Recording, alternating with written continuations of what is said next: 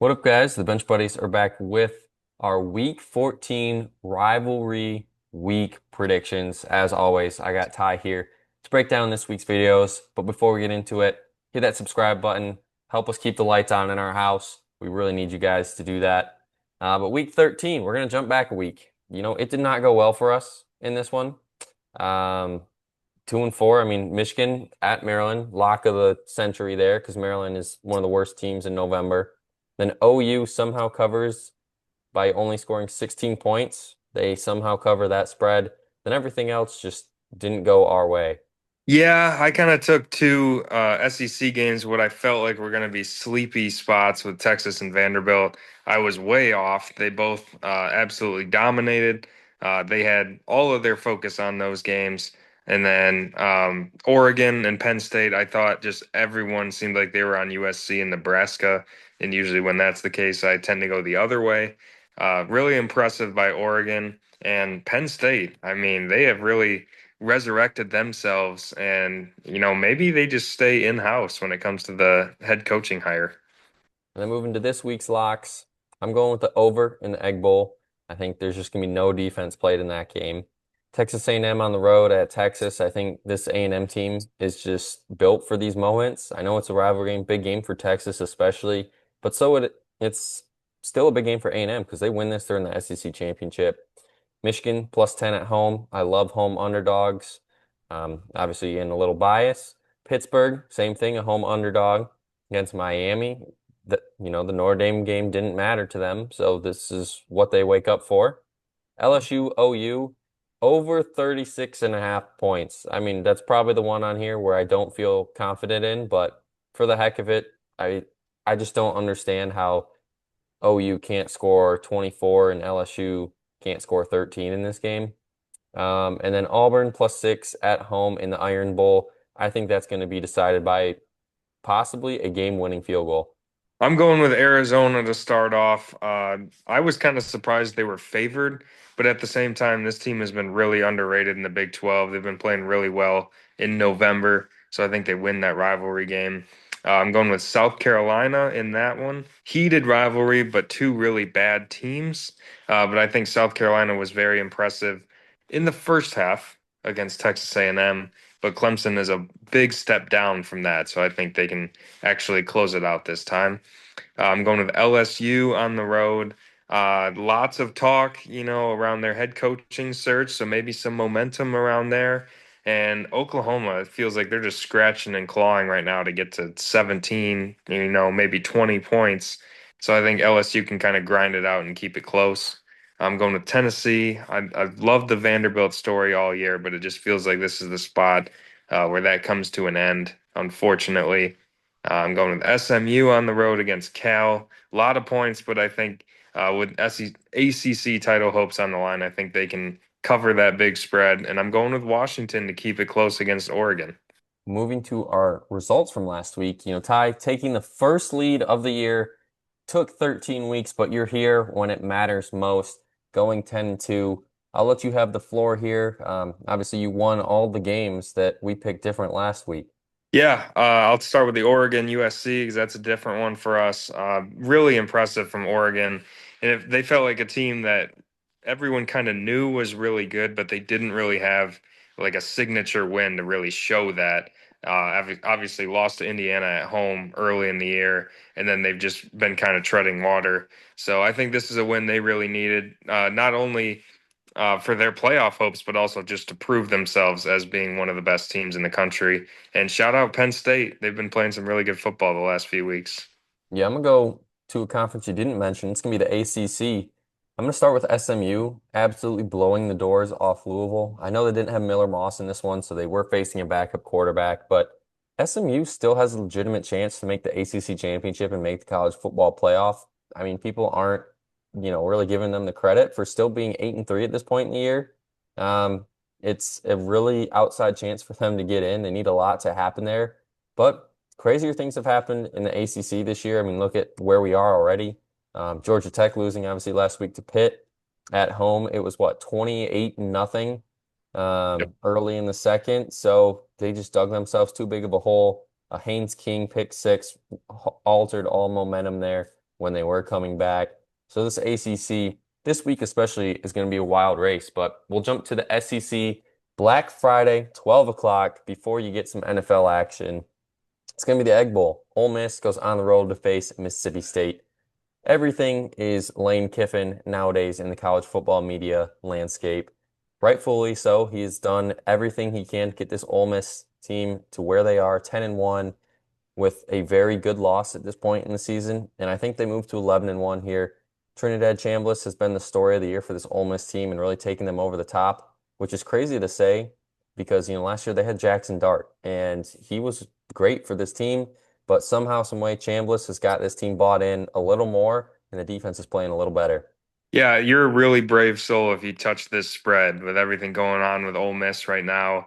I could see it going two very different directions. Are there distractions with Lane Kiffin talking to other schools? Is it all just a ploy by him and he's just staying all along?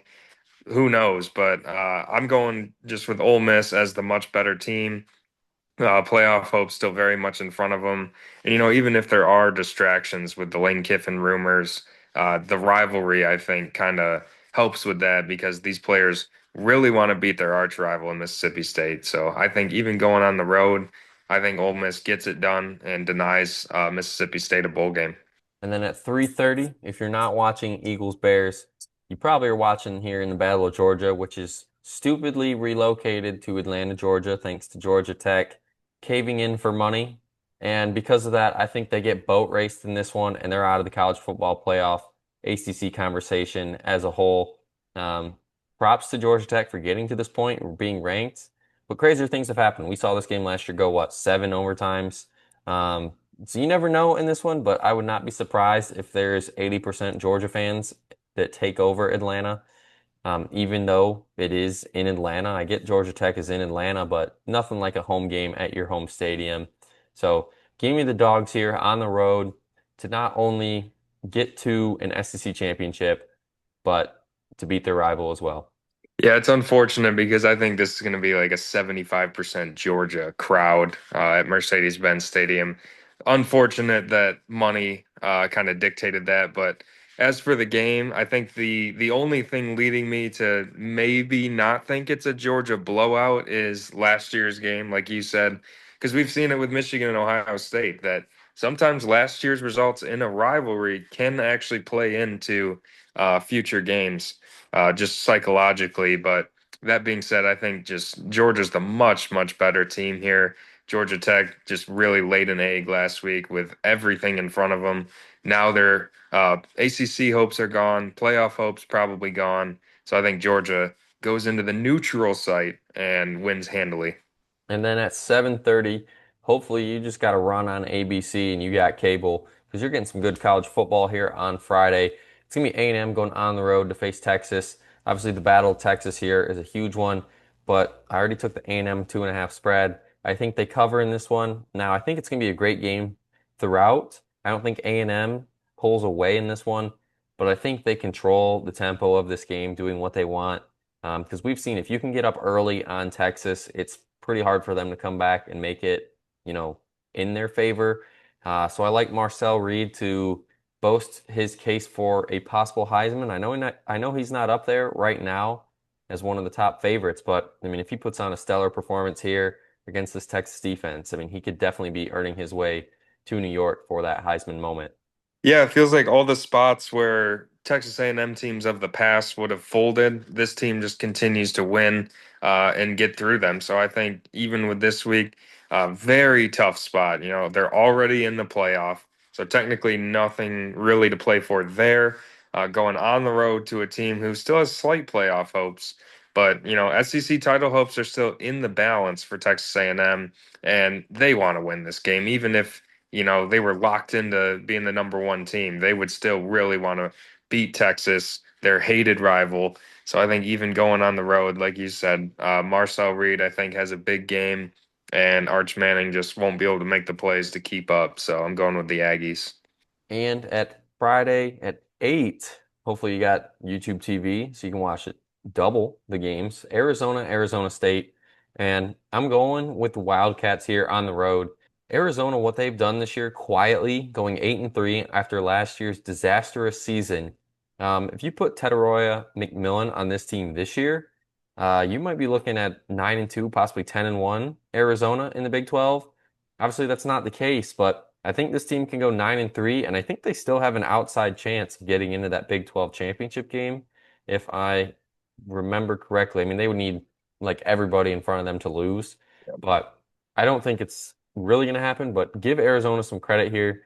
Winning this game gives them the chance to possibly get to 10 wins on the season, where I doubt anyone had them even getting close to that. Yeah, they've been one of the biggest surprises in the country this year. Arizona State predicted by most to win the Big 12. So a lot of people didn't expect to have this rivalry with so much stakes this year, both teams with 8 wins. But I just think Arizona's been playing much better as of late. Arizona State has been, keeping their head above water, but it hasn't really been smooth. They've had a lot of close games against lesser opponents. So I think Arizona goes in there in the big rivalry, and I think they get the win.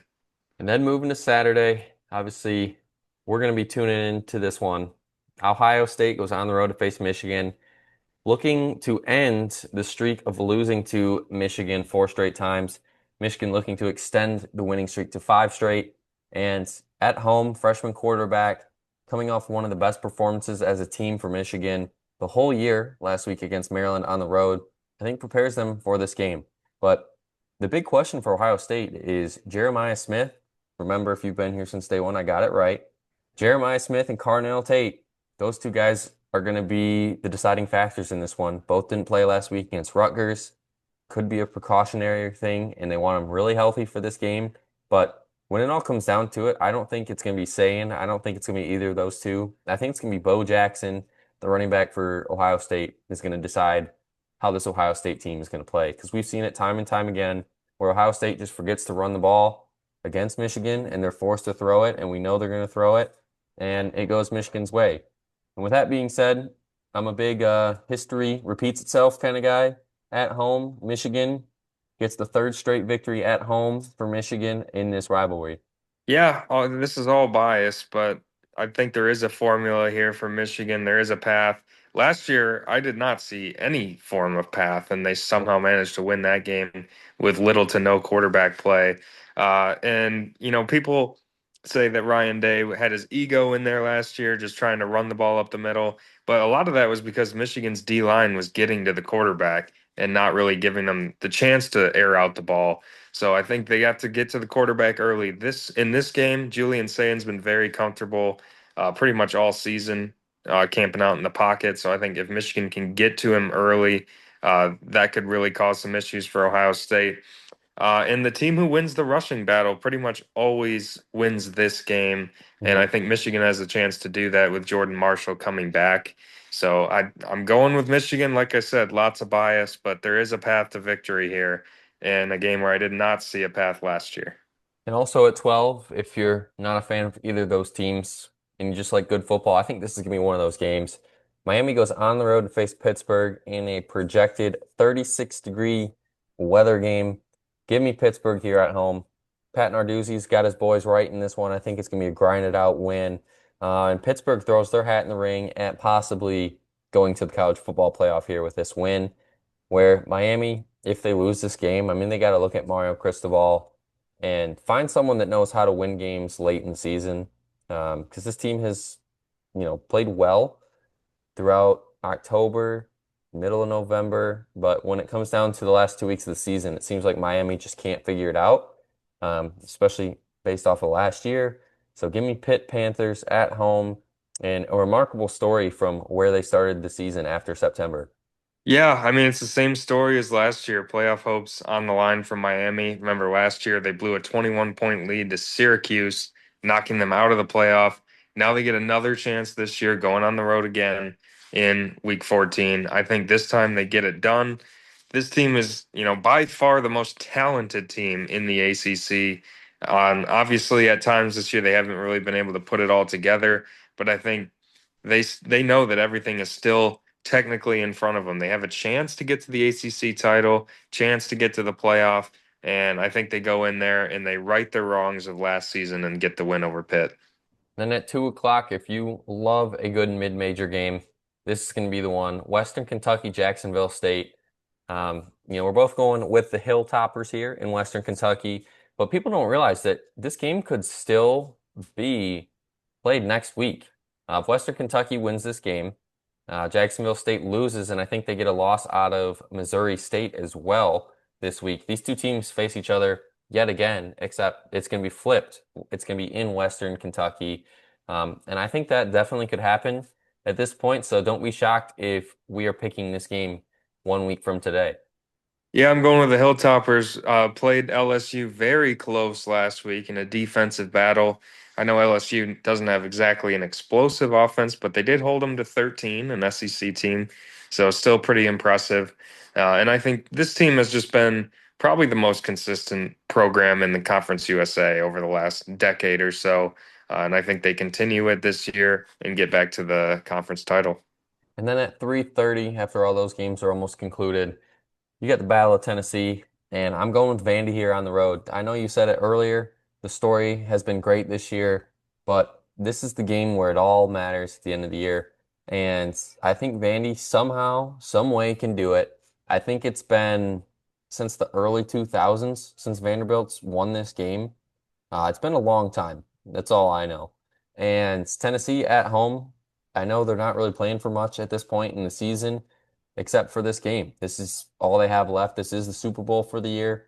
But Tennessee's woes on offense from time to time are concerning, where Vanderbilt can just turn out and put up 31 almost on anyone this year.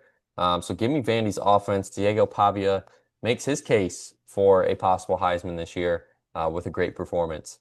Yeah, it's unfortunate for Tennessee that they lost a couple games early that they really could have won because this team has really started to find it over the last few weeks, and it seems like it's going to be too little, too late with those three losses. But I think this week they're a team that's just been rolling. It's a road game for Vandy at a very tough environment. Like I said earlier, it just feels like a spot where this story kind of comes to an end. And even 9-3 would be nothing to, scoff at for Vanderbilt. It's a program that's been down for a really long time. So I nothing to be ashamed of, but unfortunately I think the story ends and Tennessee stays hot with a win at home. And both of these teams not going to be in the playoff if that happens, but I think it'd be a very strong finish to the season for the Vols. Also at 3:30, which was supposed to be probably the best SEC game of the weekend in week 14. And it still could be. I really think it could be because Oklahoma's offense really hasn't turned it on since John Mateer has been back and his thumb injury, hasn't really limited him, but he's definitely not the same John Mateer we saw before his injury. And this LSU defense, they only gave up 10 points last week and only scored 13 against that Western Kentucky team we were talking about. So LSU's defense is still top three, I would say, in the country. Oklahoma's defense, top three in the country. So maybe my over might not even come close, and this is like a 9-7 final. Oklahoma wins this game. Um, but I do think Oklahoma's going to win it somehow, some way to get into the college football playoff. Yeah, I mean, I think there's hope here for LSU because, I mean, Oklahoma, as good as they've been, their offense hasn't exactly been a well-oiled machine. So I think that LSU defense could cause them problems. But this is an LSU offense that has not scored 25 points all season. That's unheard of for an SEC team. They play three cupcakes a year.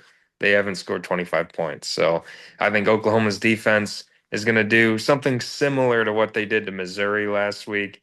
Really just had them in a torture chamber the whole game. So I think it's going to be ugly. It'll be like your typical Iowa Nebraska game, like a 17-3 type of game. But I think Oklahoma's defense will carry the load and they'll get the win here. And then the huge game out west. Oregon goes on the road to face Washington, and I like the Huskies at home. I think it's just been how it's gone in this rivalry the last 10 years that the home team wins this game. Washington could possibly end Oregon's playoff chances, and if everything goes how I'm predicting it right now, Michigan would be playing in the Big Ten championship against Indiana.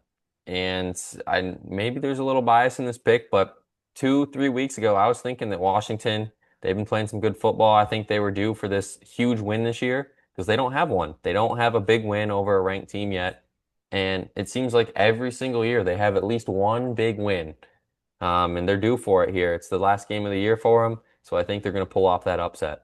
Yeah, I'm going with Oregon here. I think that it is definitely a letdown spot going on the road to a tough environment, coming off what was their biggest win of the season. But I think Dan Lanning just always seems to have this team ready, even in the tough spots like this. So I do think Washington, remember I picked them to cover. I do think they're going to play this game very close. It'll come right down to the wire, but I just trust Oregon late to make the plays over Washington. Washington's offense has had games where they've just kind of been non-existent. So I think, Dante Moore, when it comes down to it, he'll make a play or two late, and I think Oregon gets out of there very close with a win. And at 4:30, yeah, we're putting this game on here just for the jokes. I don't know how Norvell still has a job at this point.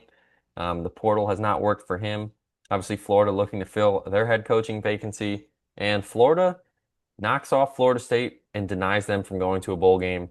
I think this is one of the better games where Lagway plays good and doesn't have his typical two or three interceptions. And if that's the case, this Florida State team, I don't know if you saw that NC State game last week, or at least the highlight of the punt, and it hit the returner, and then the punter recovered the. I don't know. I don't even know how something like that can even happen. So for me, just that one play is the story of FSU's season. So give me the Gators here at home. I'll add on to that. By the way, NC State did that, went three and out, and then punted again, and they muffed it again. Mhm. So the wheels have fallen off for Florida State, and this rivalry as a whole seems like we just can't get a good matchup. I mean, it's a storied rivalry, lots of history, and even when one team's really good, like Florida State going 12 and 0 2 years ago, Florida was what, 4 and 7 going into the game. It just seems like we can never get a ranked matchup even out of this Mm. rivalry. So that being said, I think Florida looks less bad at the moment because they both look awful. And I think going into the swamp, there's going to be a little bit of energy in there still for the rivalry. And Mike Norvell just feels like a dead man walking right now. I think it's pretty much a done deal that he's going to be fired at the end of the season. And I think this game will seal it. I think Florida gets the rivalry win at home and maybe builds a little bit of momentum going into their coaching search. Moving to the nightcap, the last game we got for you. It's the Iron Bowl, and you're looking at my pick correctly. I'm going with Auburn here, not only to shock the world, but I think get Kalen DeBoer fired. I'm going to make that bold statement right now, and he's going to go to Penn State. I think that's what's going to happen here, just because of this one game. If Auburn does it at home, they not only beat Alabama in a huge setting, but they get to go to a bowl game as well. And who's going to be the savior that helps this team do it? It's going to be true freshman Deuce Knight. If Deuce Knight has his legacy game here against this Alabama team in this situation, prime time Saturday night, pretty much for all the marbles in the SEC at this point, there's going to be stories about how awesome this night was in Auburn if that happens. Now, don't discredit Alabama, though. I think they could come in here and just put up 17, 20 points in a blink of an eye, and this game's over at the end of the first quarter. So Auburn has to have the time of possession in their favor going into halftime. And if that's the case, I think there is a legitimate chance Auburn can win this game. I think this game goes a lot like the last two in Auburn in this rivalry, where Alabama just kind of squeaked out a win. Remember, 2 years ago, there was the fourth and Milrow, the 31-yard Hail Mary. 2 years before that, there was the four overtime game. So Auburn's been right there at home twice in a row. I think it'll be more of the same this year. I think it comes right down to the wire. Wouldn't be surprised if Auburn covers, but it just seems like more times than not this season they have found ways to lose games that they should be winning. And I think it's going to be a little bit more of the same. So I think Ty Simpson makes a play late in this game, and Alabama wins a very close one, keeps their playoff hopes alive, and saves Kalen DeBoer's job. And that's all we got for you here on this year's rivalry week. Come back next week as we'll be breaking down all the conference championship games, of course, and the Army Navy game as well. We'll throw that one in there as well. But until the next week, the bench buddies are out.